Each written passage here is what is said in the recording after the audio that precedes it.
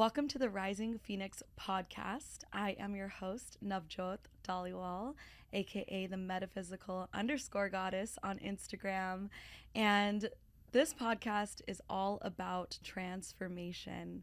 And I'm not talking about just that pop psychology that you repost on Instagram or those spiritual memes. This podcast is here to actually help support you in the true process of transformation, which isn't always pretty, but it is definitely worth it. And today I have a very special guest with me here today.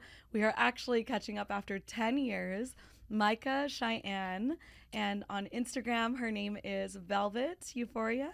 Yes. And she is just such an incredible woman. Honestly, like, we have grown so much since we've met, and I recently just noticed that her and I are pretty much on a very similar trajectory, talking about masculine feminine dynamics, how to truly tap into your feminine energy, and honestly why that is so important. One thing that I see online right now is this buzzword around feminine energy, around polarity. And I think people are just getting very curious as to why we live in a generation where men and women just seem to not know how to date one another and not know how to relate. And the reason why I got so interested in this topic was through personal experience. I've been through many abusive relationships. I've been through many narcissistic relationships.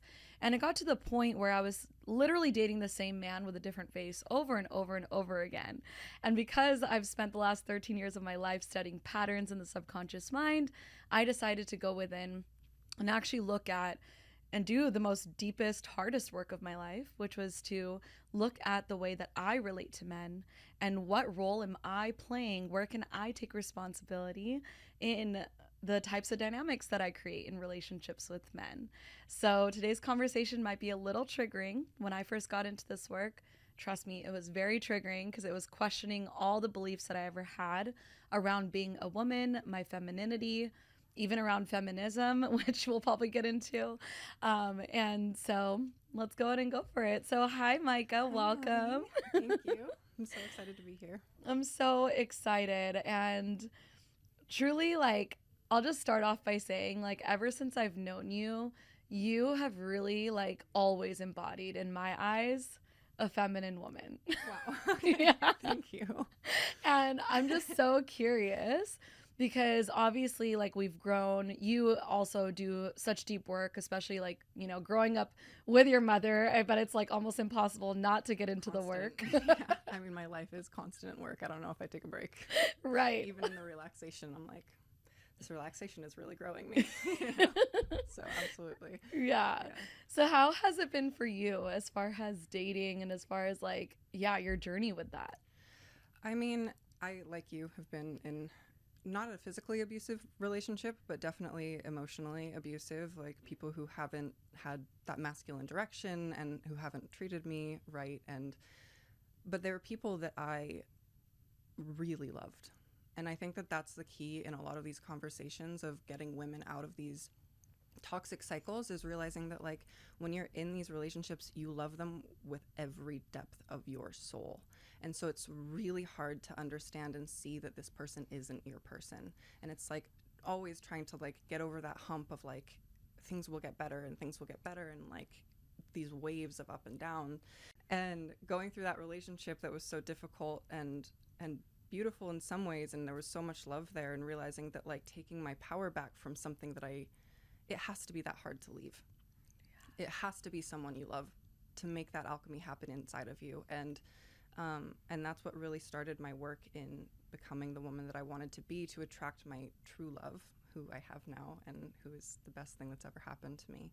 But now I just want to take that to other women and get them into their real relationship, because that pain is, like, the worst thing in the world. Yeah, it truly is. And I love the way we're starting this conversation because it can be very triggering, and we're starting it with compassion, right? Because every single relationship, like you said, that we've been through, love is not logical. And I think that we try to, like, do it logically, right? Like, should I have left? Should I not have? And we're trying to, like, calculate it in our brain almost, when it's something that is really meant to rip your heart open, and that's so uncomfortable. Absolutely. So that loss that you speak to, like, I swear I didn't let myself actually feel my heartbreaks until the last love that I had, which was my deepest love as well. And I feel that letting go and keeping the heart open as your heart is breaking is the hardest. Absolutely. Yeah. For Yeah. sure. Mm-hmm. That was something I really was so intentional about when I left that relationship. Is I was like sitting with God, and I was like, kind of just like, break me, you know, like if that's what's meant to happen for me to get to God, to my man, to my marriage, like there's absolutely nothing I wouldn't go through to get to my husband. And we just did a retreat in Joshua Tree, and I was just telling the girls the same thing of like, what do you really want in a relationship? Because soulmates can be so many things. They can be lessons, they can be teachers, they can be friendships, they can be everything. But most of us, if you really get to the core of it, like want our husband. And that is such a specific energy. It's not chaos. It is that man who comes in and is safety. And that doesn't mean it's any less powerful. It doesn't mean there's any less feeling. It's any less special. And that's what I want for all of these women, is to get to a place where you're like, this is going to sound dramatic, but I would slit the throat of every soulmate to get to my husband, to protect him, to find him, to have our life together. Wow. Does that make sense? That makes a lot of sense, actually. Yeah. And how beautiful is it? I have the chills to say it with that much conviction and that much power, right? And I think in our generation right now, we're kind of losing touch of that. Like a lot of women will actually cringe, you know, in the society, to be like, I would do anything to find my husband, because the masculine has been so like distorted and like, no, just fuck men, you know, excuse my French, but like, absolutely. You know, it's like really, and I understand a lot of these things are very valid, right? There's a lot of things that are valid in that. But at the end of the day, we can validate our emotions, we can validate our truth, right? But then there's the truth, right? And the actual truth is, there is something to sacred union. There is something to actually getting married, right? And I really, really feel like this society right now is like very anti-marriage, anti-union, and we have to question why, right? We have to question why. Part of that fuck you to men is because we love them, and because we felt a deep pain in how we were engaging in our relationships, and instead of coming back and holding our standards and saying, we're going to be the best we can be, the healthiest we can be, we're going to stand up here, and until you can meet us there, we're not going to be with you. But instead of holding that line, we're going into trauma response.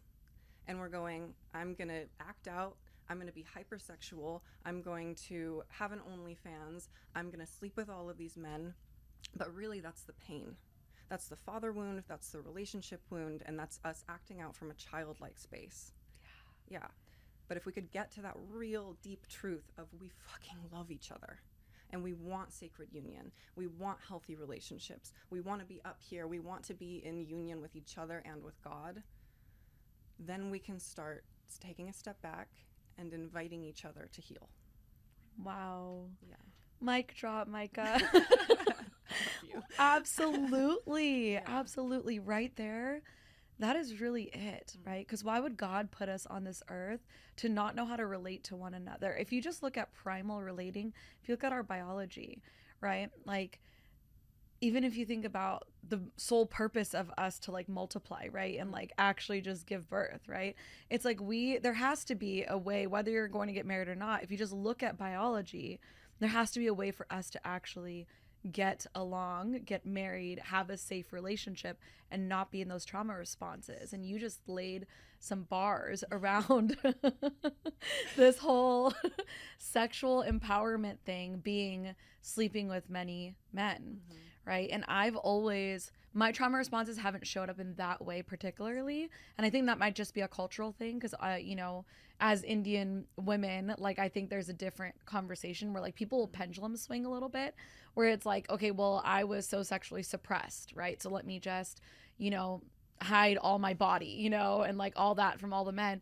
But then it's like the pendulum swing is like, oh wait, sexual empowerment is sleeping with everyone, right? And I think I want to bring up a few different pendulum swings that we will do, right, trauma response wise. One trauma response that actually like showed up for me a lot was, I would stay with men who were really, really shitty to me because of the fear of abandonment.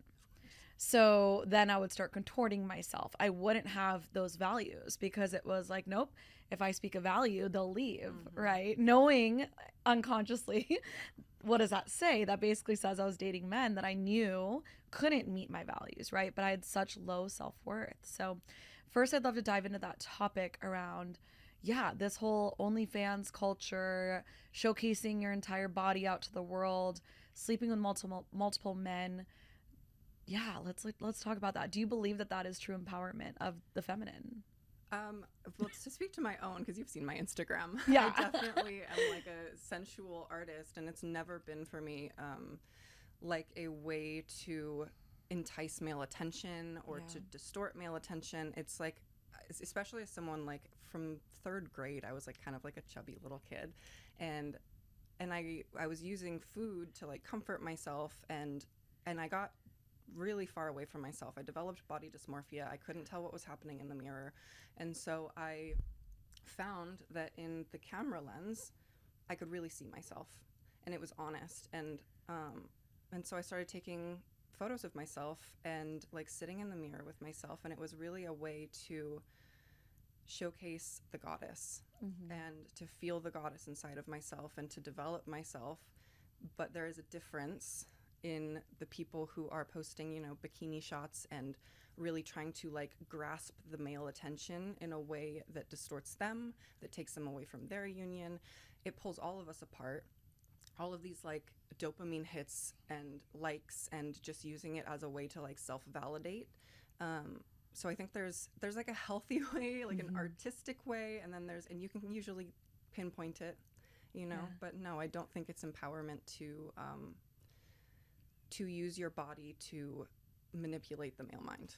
Yes. Yeah. And most women are doing that subconsciously. And at the end of the day, right, like we're talking more about truth in this. And there's so much nuance, right, to this conversation. That's why I love relating, because there's so much nuance to it. And absolutely, I think sensuality is art. I think our sexuality was never about perversion, right? And there is something to be said about that, right? To manipulate the male mind. And there's a lot in this conversation when we talk about the father wound, and you mentioned that earlier. And I know like people talk about like daddy issues, right? And it's like, well, it's nothing to be ashamed of. And I always try to say that. It's something to, like at the end of the day, like you said, there's a pain there. And what does pain need? It's love, right? And I think that a lot of women get shamed for having this like father wound or daddy issues, and it's like, I mean, I grew up with them, right? Like you have them, right? And so it's nothing to be ashamed of. It's just something to see what is the truth behind it, rather than letting it continue to play out in your life in those trauma response ways, and then not getting what you truly want, which is husband, safe home, right? And your body actually ends up craving that more than anything, and then you're going against your true nature when you are letting your trauma responses take over. Yeah, I was thinking this the other day. I think it's so funny, like typically when women call a man daddy out of like daddy issues, it's like the farthest thing from the person you'd want to be a father. Like like I don't see there's nothing wrong to me about like calling someone daddy. I really don't think so, but like do it with the person you want to father your children, you know? Like pick someone who actually has those values. You're not going to say daddy to the person who's like sweet with children and like takes care of you. Like why? Yeah, literally. Ooh, I love that. So now let's get into values. Okay, let's do it.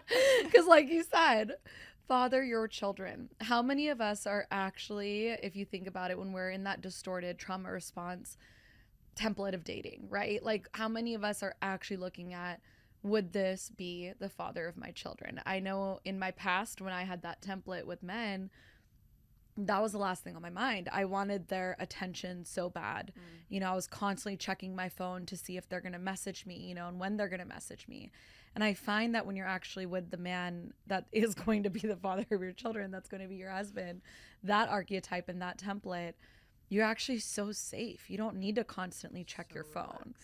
Yeah. So let's talk about values. I know the reason why I even wanted you on this podcast, I have like such a clear memory of seeing something on your social media. Maybe it was a podcast or a live that you did with somebody a couple of years ago, where you were speaking about boundaries and you were speaking about values and the importance of that as the feminine, right? Because a lot of times we want to blame men. Oh, they didn't show up the way that, you know, I deserve to be treated. And it goes into that very entitlement sense. But if you look at just truth, a feminine that holds her values and doesn't let a man, you know, fully penetrate her until those values are really met, like that conversation is just wow. So let's hear about it. When you're, as a woman, really embodied in what your values are, which is like the first step, I would say don't even go start dating until you know what your values are. But there's no chaos when you're embodied in that. There's no like, I'm angry at him, this happened and I didn't like it. Like when you're dating, it's like so clean, because you know if they don't show up that way, you're watching them, you're watching how they behave, you're observing, and you're coming to them with your integrity. And so when they don't show it back, it's like, fine, it's okay. It's not a personal offense. You understand that that's who they are. It's not because you did anything. It's not because you're deserving or that they think you're deserving of it. That's just how they treat women. A man who has values, who knows what he wants to bring to a relationship, he's going to have a certain level of respect and integrity with every single woman he comes across, whether or not that's his wife. So if he's coming to you and you know you're showing up with your integrity and you're being respectful and you're holding yourself well, and he's not bringing that back to you, it has nothing to do with you. So you can let him go. And you can start recognizing these subtle manipulations from men and these players and whatever you want to call them, you know? Yeah. And you can only start engaging with people who meet you where you are, because it's such a waste of time to just be dating and dating and dating and dating all of these same stories, when you can start really visualizing and calling in something very specific. Yeah. Ooh, and let's talk about that transition. So like over the last year of my life, I love what you said. Get really clear with your values first. So the last 2 years I've been celibate, just as a choice. And over the last like 6 months, I started to date again. And the types of men that I am attracting now naturally, because I got so clear with myself and also didn't by choice give my body out and like, you know, like I just want to be so mindful, right? The last 6 months, I swear to God, like if I would have told a younger version of Navjot like that she would be attracting this type of man, she would never have believed that I could even receive that type of man. And so like that transition from dating the same guy with a different face, you know, just men that don't have values, men that weren't even ready for relationships. I feel like I used to unconsciously date them on purpose because it would keep proving the story to my unconscious mind that I wasn't worthy, that all men suck. Oh, see, they did it again, right? Now that I'm actually in my values when I date, that fear of abandonment's gone. Because like you said, it might still hurt because I was dating a guy 6 months ago and it didn't work out, but such a masculine, amazing man. And it hurt, but it wasn't that level of pain before. So how was it for you before you met your current, you know, partner, just transitioning from like not having values, not holding your standards, maybe being with somebody out of trauma response, to dating men that were actually of value? Well, I did a similar thing. I left that emotionally abusive relationship, and for about 2 years I was not sleeping with anyone. And I was just dating myself, and I know that sounds like really cheesy, but like like I was just taking myself out, and I was dolling myself up for like literally zero to attract men. Like it was just to really take care of myself, to go out for dinners, to like really contemplate all of those values, because I had those values in my last relationship. He just didn't, and then I was like, but he's my soulmate, and it just but I took a really long time to figure out what those things are and embody that. And then I finally got on the dating apps again. And I met this one guy who I dated briefly, and he was like the stepping stone, like the right before my future husband, man. And he was like almost everything, you know, and it was such a drastic difference to just feel such direction from a man, and so much just like intentional conversation, and letting both of them, from that guy to my now boyfriend, like just letting me know exactly what their plans are. This is what I'm available for right now. This is where I see us. This is where we're going to go for our date. This is like all the plans laid out. And that was like so ideal and something that I'd wanted for so long, because my previous relationship was so like, I don't know, you know, like so dramatic and just like, I don't know what I'm ready for. And like, yes, you're my girlfriend, but like, I just like, I don't know, it just was like so much word salad, and boys can be really good at talking. But the meeting men with direction who actually put action to the direction and like were so genuine, it's honestly life-changing. It's really life-changing. But it was taking that time to like understand myself, understand what I want, and to be cutthroat about that I'm willing to do anything to get there. And usually when you're saying that as a woman, the cutthroat to do anything to get there is softening.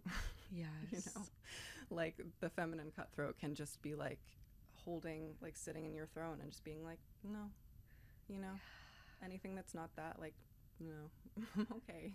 Yeah.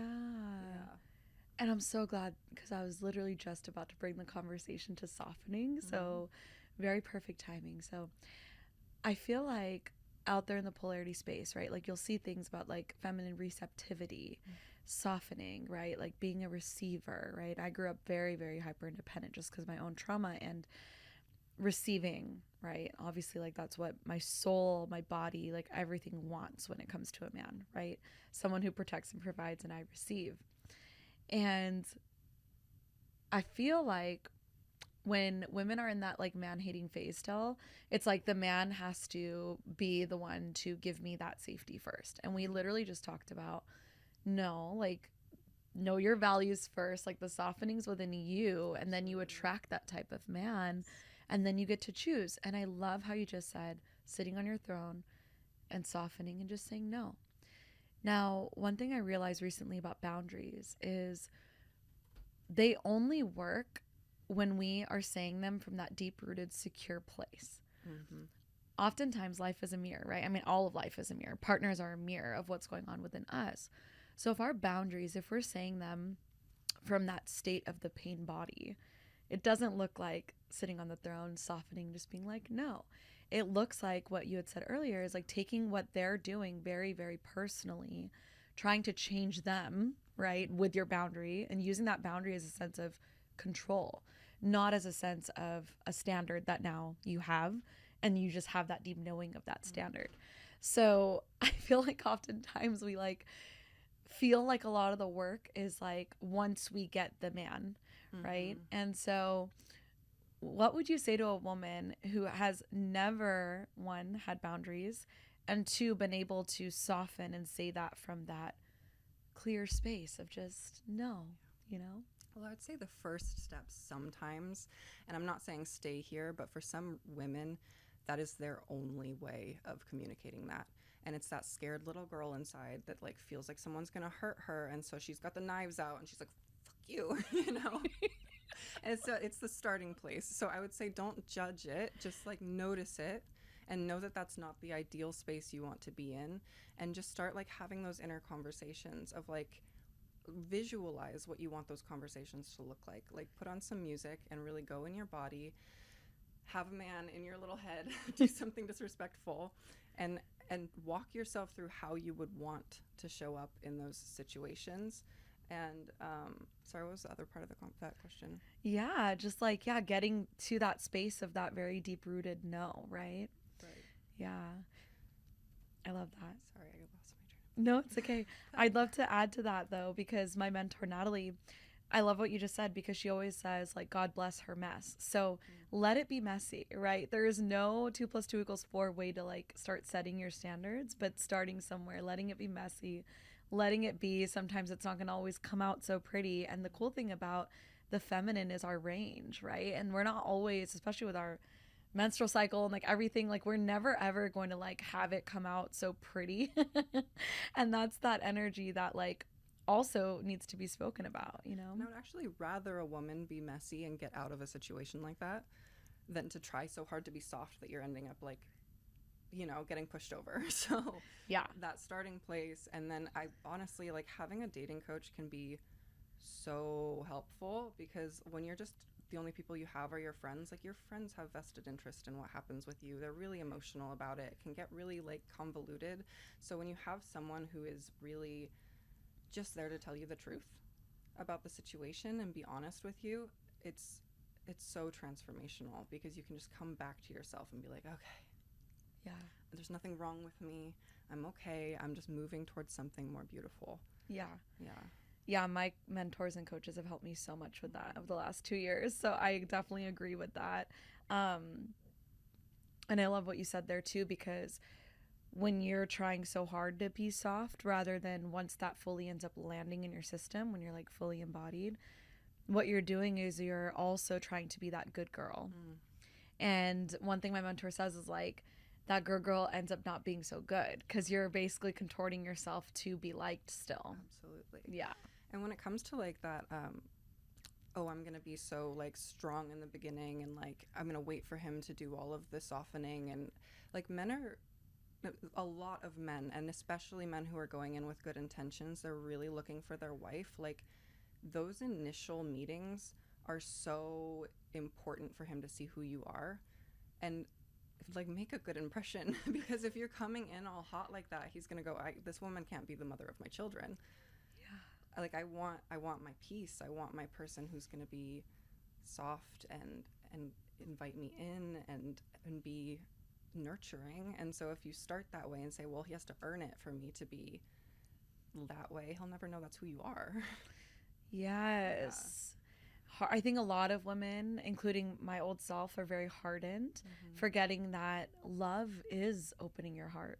Yes. And that does come with, sometimes it might be painful. Maybe in those first couple of meetings, you find out that that's not your person. But at least your heart was open and you spoke the truth of what you want, what you desire. You were in that like soft, supple, this is like what I love, is like that idea of like really strong spine sort of truth energy, but supple front body, you know, that soft open front body. That's such a good way of putting it. It is, right? And I feel that once I heard it being put like that, it helped me a lot, because in relationship, outside of a relationship, I'm like so strong, I speak my truth, all that. This is how you know it's like relationships are meant to work our ego, right? And this is why we need sacred union so deeply, so badly, for our next evolution of our transformation, right? Like marriage as a covenant itself is like meant to bring us closer to God through that relationship, because you have to soften your ego. And like I feel like every time I get in a relationship, that's when that little girl pattern, those little girl patterns come on. And my biggest one was actually being the good girl. So like my voice would completely cut off when I'd be in a relationship. All of a sudden, I'm not speaking my needs. I'm not being that Navi when she's out there being like, you know, an entrepreneur and like all those things. And so that's always very interesting to like see when women start to lose themselves in a relationship, right? Yes, absolutely. And by the way, even when you meet your person, those patterns are going to come up. Yeah. You know, like relationships are mirrors. They are so vulnerable, and they're usually, for a lot of women and a lot of men, our number one thing we really want, whether we're admitting it to ourselves or not. It's like, it's so vulnerable because it's so special to us. So when you meet someone who you really want and you adore and they're so good, like all of those insecurities, we all have them. They're going to come up, and they're going to show themselves. And the key is to recognize when you've found someone that makes you safe enough to present those out to him. Yeah. Or her. Yeah. And then you end up building so much, I feel like, confidence in that vulnerability. So much. You're okay with looking like a fool in love, you know? It's like you're okay with saying those things that like you truly want to say from your heart instead of holding back. Yeah, that's so wonderful. And just another point on when women are like I'm gonna hold on my softness, and I'm gonna be strong until he like makes me know that I'm safe enough to be soft. And I think part of that wound is people being in so many relationships where the man is like, you're mothering him. He's a little boy and you're so strong, and then you end up in your masculine, and there's so much resentment build up because we're so tired of mothering our boyfriends. But the key is, again, to recognize when you've found someone who fathers you too. Because I don't actually think it's about us always being in our adult and being like so strong together and all of this stuff. It's like, I love babying my man. Like, oh my God, it fills me with so much purpose and love and joy. And the reason I can do that with him is because he's also devoted to me, because he nourishes my inner little girl, you know, like he makes me feel like a princess. He brushes my hair and takes care of me and makes me feel so safe. So I don't have to feel bad about taking care of his inner child too, because he is such a man, because he fathers and I mother. We're playing this like sacred dance of coming into our power together and then taking care of each other, and it's all sacred. Yeah, and I've had this thought before.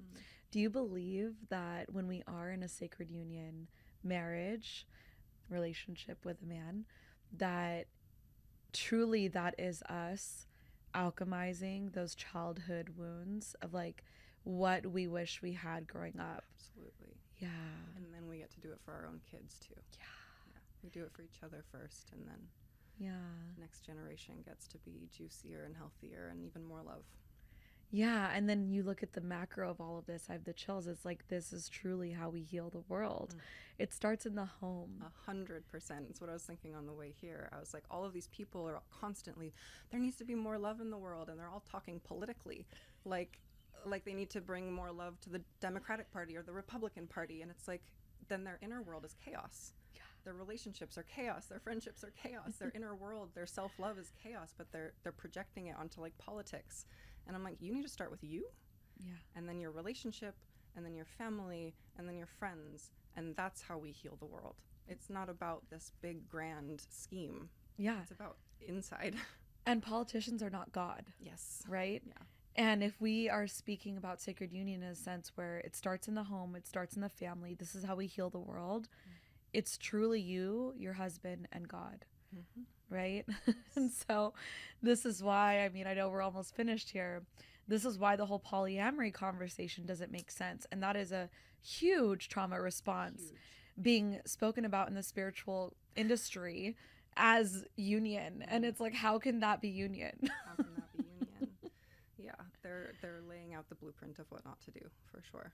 Could you imagine how shitty that would be to grow up in a house where your parents are so unstable? So unstable, so unsafe. And the reason they give for it is that they've had this like commandment from God, which I don't fully understand. Sorry, I had a thought and then it went away. It's okay. What was it? Shoot. Fuck. They claim, was it something around them claiming that it's spiritual? They claim that it was from God. I don't know. Shoot. Yeah.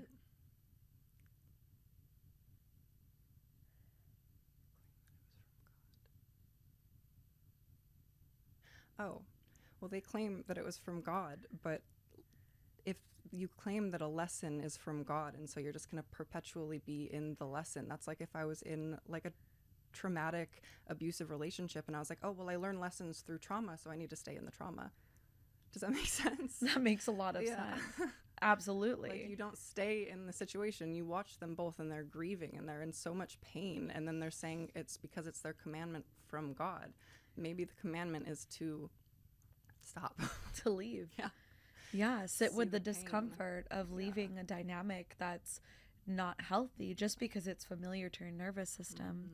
Right? And I think that a lot of us grew up, I think the reason why our generation, there's so much alchemy happening around relationships is because that old like paradigm of God has even changed, right? Like, we're not like super religious, but we have this personal relationship with God.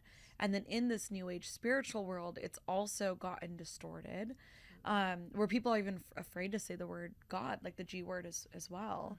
Because I think there's a sense of responsibility that comes with that word rather than just saying the universe, right? Which is a little bit more flowy. It's very self-serving. It's like, I'm going to manifest everything versus like staying in these like natural laws. Like, there is a law to love. Absolutely. Right? And so, the sacred union conversation always blows my mind. Well, I think part of the trouble is these men get in these places of spiritual leadership, and they put themselves above God, or they think that they are a God, and it's as soon as you do that, your channel to God is going to be a little wonky because he comes first, period. You need to be a little bit humble and take care of your woman instead of your carnal needs, you know? and stop calling it spiritual to do something that is clearly hurting your partner. So it's a lot of coping going on. A lot. Yeah. A lot. Well, this was such a beautiful conversation. Beautiful. Tying it back to the Rising Phoenix. Yes. So I'm building a movement called the Rising Phoenix Era, and it's something where I want everyone to understand that personal transformation, alchemizing your relationships, alchemizing even your career, and doing something that you love, building this new earth, essentially through this alchemy, is possible. So if you were to share your Rising Phoenix like moment, or just like feeling like you came from this and now you have this, what would it be? What would be like your biggest one? I mean, it would be coming out of that relationship and building my body first. And I didn't even think this is where I was going to go with this, but like when I came out of that relationship, I was so devoted to my body first. I was in the gym every single day. I was lifting weights, and I knew there was something inside of me that just kept saying, you need to be a pillar for God. You need that strength inside of you so that that electricity of God can come through you and you can be a vessel for that. And so that devotion, those 2 years where I wasn't sleeping with people, I was doing the work, not just spiritually, but physically, and building my body and trying to get to that place where I felt like the goddess that I knew that I was.